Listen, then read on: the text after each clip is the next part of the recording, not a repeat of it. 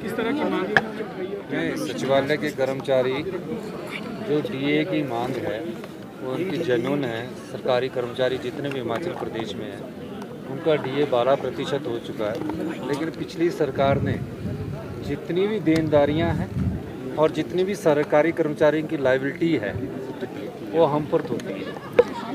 अपने 5 साल में जो अभी 10 महीनों में निकल कर जो मामले आ रहे हैं, जिसमें क्रिप्टो करेंसी का मामला है उस पर कोई गौर नहीं किया गया, जिसमें भर्ती घोटाला जो हमारा सबऑर्डिनेट सिलेक्शन बोर्ड का था उसमें कोई काम नहीं किया गया, पुलिस घोटाले में कोई काम नहीं किया गया। ये सब स्थितियां जो पैदा हुई है ये पिछली सरकार की जो व्यवस्था थी और उनकी जो आंख मूंद करके जो सरकार चलाई उसके कारण। हमारी सरकार बनने के बाद हमने 10 महीने में वाइल्ड फ्लावर का केस जीता, पोस्ट कार्ड 817 का केस जीता, उन बच्चों को हम रोजगार देने जा रहे हैं। और जितने रिजल्ट जो सबऑर्डिनेट सिलेक्शन में जो भ्रष्टाचार हुआ और जिनमें कोई केस नहीं बनता था उनके हमने सब रिजल्ट निकाल दिए। और जो नया चयन योग था, राज्य चयन योग, उसको भी बना दिया गया है। और तकरीबन अब वन विभाग में 2061 भर्तियाँ शुरू हो गई है, पुलिस में 1200 के करीब भर्तियाँ शुरू की जा रही है। हमारे पैरामेडिक जो पंप ऑपरेटर्स वगैरह है, पैरा स्टाफ है, उसमें 4500 के करीब भर्तियां की जा रही है।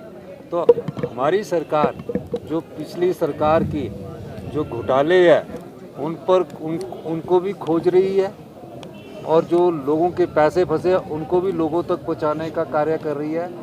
और पिछली सरकार सिर्फ अखबार में स्टेटमेंट के माध्यम से भ्रामक बयानबाजी कर रही है। चाहे माइनिंग का 100 करोड़ का घोटाला है, उसका वो पता लगा है कि कईयों के पास माइनिंग लीज ही नहीं है, कईयों के पास कंसेंट ऑफ ऑपरेशन नहीं था कि उसको चलाने की जो परमिशन देती हो पोल्यूशन डिपार्टमेंट वो ही नहीं था, कईयों का माइनिंग प्लान ही नहीं बना हुआ था। और इस तरह से वो जो घोटाला है वो अभी काफ़ी कुछ निकल रहा है। तो सारी चीज़ों की हम इंक्वायरी कर रहे हैं। ये तो एक रावी बेसिन पर जो लापरवाही के कारण, माइनिंग डिपार्टमेंट की लापरवाही के कारण जो ये नुकसान हुआ है, सरकार उसका भी अध्ययन कर रही है। सर, कारोबारी निशांत की ओर से जो आरोप लगाए गए थे डीजीपी पर, आज उस मामले को लेकर सुनवाई है, किस तरह से सर आप? देखिए, मैंने पहले ही कहा है कि कोई गलत नहीं होना चाहिए, किसी पर ना गलत आरोप लगना चाहिए और ना किसी के साथ आरोपी के साथ गलत होना चाहिए। उसकी फैक्ट्स जब आएंगे तो चाहे कानून के सामने कोई मुख्यमंत्री हो, कोई डीजीपी हो, सब पर कार्रवाई संभव है। लेकिन अभी फैक्ट्स जो है वो सारे फैक्ट्स के पुलिस अध्ययन कर रही है। सर, विपक्ष कह रहा है उत्तराखंड में 10,300 करोड़ का लोन ले लिया है और अभी तक देखिए 10,300 करोड़ का लोन तो भारत सरकार से दिलाओ ना, हम तो लेने को लिए तैयार बैठे हैं, उनको बोलो। हमारे को तो लिमिट ही उन्होंने 6600 करोड़ की कर दी है। ओल्ड पेंशन के कारण उन्होंने 1780 करोड़ रुपये हमारे रोक दिए जो हमारे लोन में मिलना चाहिए। 10,000 करोड़ रुपया अगर लोन में इस फाइनेंशियल ईयर में हमने कहा है कि 4400 करोड़ रुपया लोन लिया है और हमारी लिमिट ही सिर्फ 6600 करोड़ रुपया है। मतलब हमारी लिमिट ही 6600 करोड़ रुपया, तो 10,000 करोड़ रुपया लोन कहाँ से ले लिया? ये जो हर महीने हम ले रहे हैं तो उसमें 4400 करोड़ रुपया ही अभी तक लोन लिया है।